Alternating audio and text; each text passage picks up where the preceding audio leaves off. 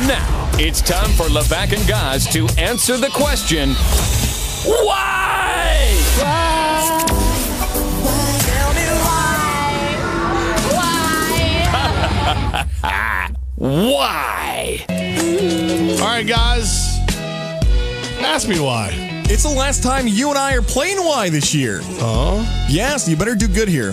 Then again, there's no way you can win this game. It's pretty simple. Win. The only way you cannot not win, double negative there, is to not answer with why not or I don't know. We try to figure out the most bizarre things in the past week in the world of sports. Why? A lot of W's there. Number one, Odell Beckham Jr. criticized Dallas Cowboy running back Ezekiel Elliott's touchdown celebration involving the Salvation Army. Levack, why? I think it was more of criticizing the league.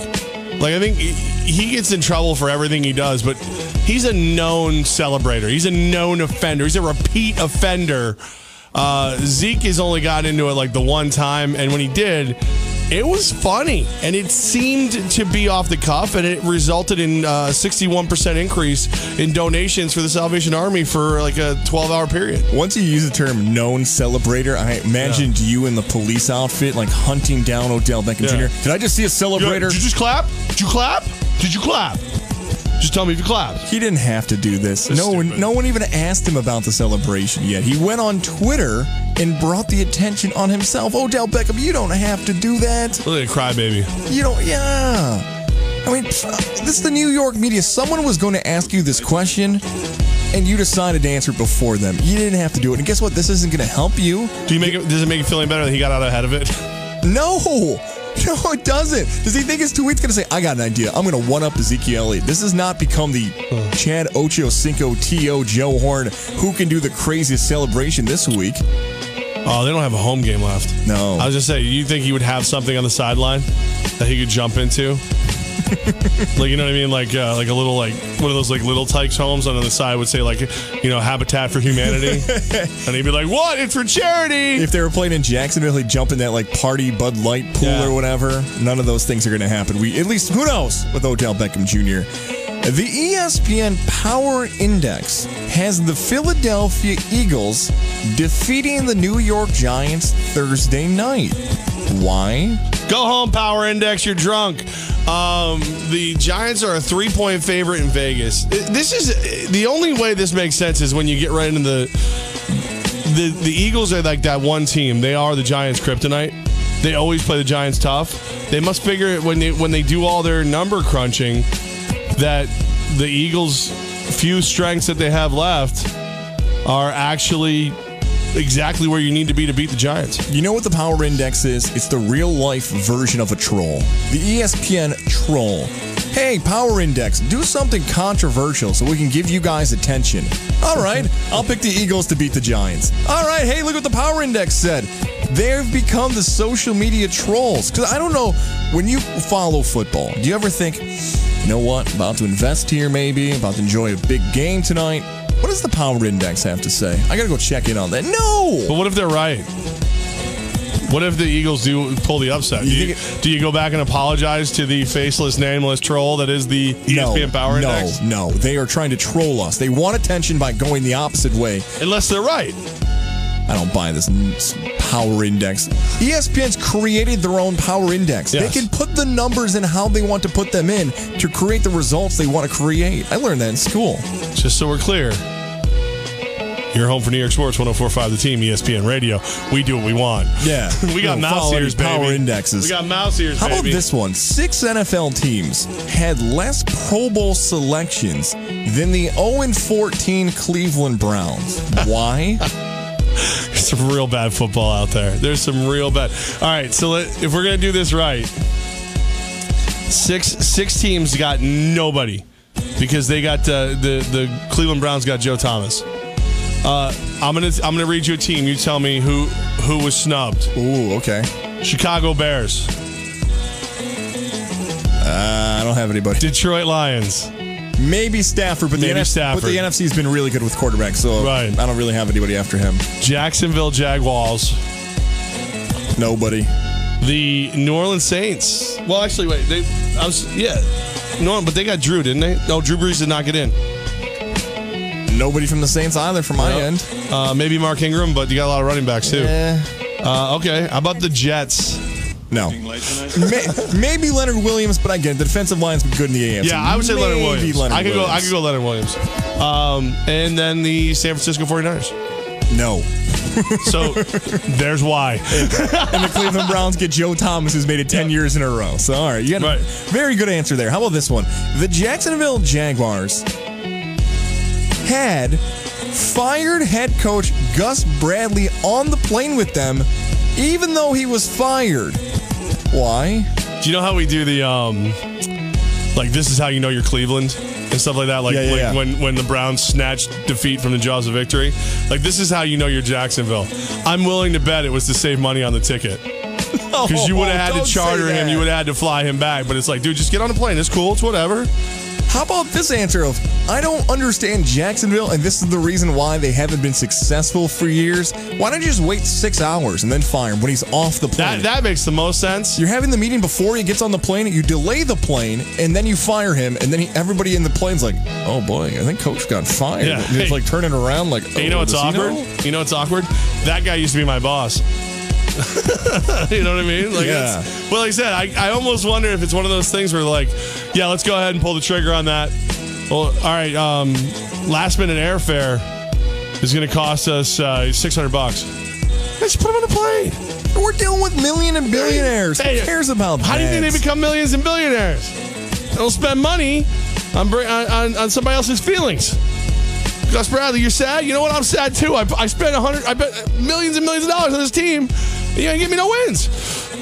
The NFL, here's another one. The NFL this week has games on Thursday night, Saturday, Sunday, and Monday. Why? It's Christmas, baby. It's Christmas. All Enjoy. Right. But great. Move the games to like 2 days. We have 4 days of NFL action this week. Do we really need that much all week long? Yes.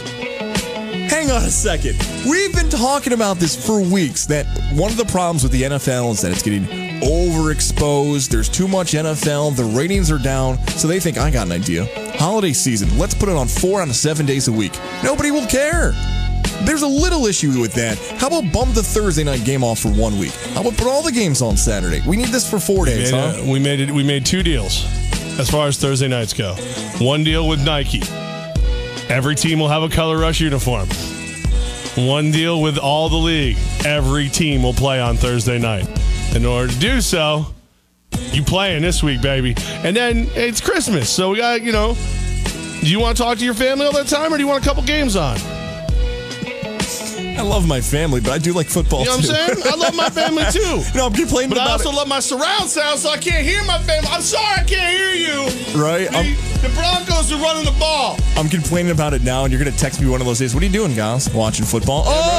Okay. Yeah, and my other why is I'm off all 4 of those days. Except, Christmas Eve, actually, I'm going to be over at Wolves 111 watching the games. How about this one? You ready for this? I'm bated breath. Drake and Jennifer Lopez are reportedly dating. What? Come on, man. Why? Because God hates me. Were you in the mix? I had no idea. I'm so sorry. I wouldn't have brought it up. It's just one of those, like, Drake's one of those dudes, man. Like, I used to like him a little bit, but the more he gets involved in the world of sports, the more I just can't stand him. And then he's like Canadian, so I mean, there's even more reason to get rid of him. What are you, Canadian? No, like, you always find ways to take shots at poor Canada, no matter what. I never even thought about Canada involved in this. There's only one country in the world that's kicked a couple of my friends out. It was Canada. So did they deserve to be kicked out? I don't know. You're not allowed to punch people online and get out of the country? That's what I thought. Stupid rules. Last one here for you in 2016 for why. How do I look at this? I'm like, the last 2 I'm so frustrated with because people in our building are so for it. And I'm pointing at Eric, the producer today, and Woods, because I feel like these guys are Star Wars fans. People will go see Rogue One Star Wars on Christmas Day. Why? I know a lot of people who do, like, it's a tradition to go to a movie on Christmas Day. Star Wars? Well, no, it was just whatever the big movie is. But it's like a family thing. They go. I can get that. I can get a little behind that if it's a Christmas-themed movie, and maybe it's an Oscar award-winning movie. But Star Wars, you'd go see on Christmas Day. What else is out? I guess because let's be perfectly honest with you. If my kid calls me up and goes, "Dad, I'm busy. I'm not going to hang. Merry Christmas." Yeah, I'll probably go to the movies. You'd watch football. You'd watch Christmas movies. You'd hang out with somebody else. You're not going to see Star Wars by yourself on Christmas. If that's the case, you can come to Syracuse and hang out with me. You're not allowed to do that. You're not allowed. Well, what movies are? I love movies. It's not like it's a bad thing. Anything I just else? love movies. What about Office Christmas Party? That has a Christmas theme to it. You don't have to see Star Wars on Christmas Day. Come on. It's a big deal for a lot of people. Go watch it today. Go watch it tomorrow. I mean, I'm not opposed to going, I'm not going to go more than once. I'm not that guy. But I'll see it before it's out of the theaters. I would rank things you can see on Christmas Day. Christmas-themed movie 1, Oscar-nominated or to-be-nominated movie 2. Tell you what, I won't go see is that Collateral Beauty. Will Smith, man, you'll get an Oscar when you get an Oscar, bro. Stop your stupid movies. Dude, go fight a zombie or something. Help me out. You want the Oscar. Stop. Concussion, we know you want it. I got to be honest with you. Looking at the movies that are out there, if I was going to go, it would be it would either be Rogue One or Assassin's Creed. On Christmas Day? Yeah. I moved once on Christmas Day because there was no traffic. It was awesome. I'll go see Collateral Beauty with you before we go see a movie on Christmas Day. I'll go one-on-one. Co-host. If you want to ask me out, ask me to a better thing than that, buddy. I'm not dating you at Collateral. What's wrong with Will Smith? Why can't he just do like you said? He's trying to win an Oscar. Can't he just do some Men in Black movies and some Suicide Squads? I'm telling you, I want I Am Legend 2. Okay, and if anybody calls up and says he died at the end, go look for the alternative ending online. It's way better. You and I have talked about this many times. There are people who are really good at what they do, and they want to expand and not own the market. Will Smith, people still love you when you're in action movies. Yeah, ask Schwarzenegger how empty his life is without an Oscar. Get to the chopper. I've got all my millions and billions of dollars in there. Exactly. It's going to be great. Come on to the party. We'll go hang out with Jerry Jones. Yeah, do what we want, Arnold. Yeah, make some money, man. Who cares about the Oscar? Collateral Beauty. No, I don't have a problem with that. I know a lot of people that Star Wars is like a religion to them. I have no problem with that. Like, my nephew is a big Star Wars geek. My older brothers are Star Wars geeks. I'm like in the middle, where it was like what did it come out like when I was like 2? I think the first one. So I like don't even like I'm not. I don't care like everybody else cares. I like Star Wars. 1974. Yeah, I think you're right. So I was -2.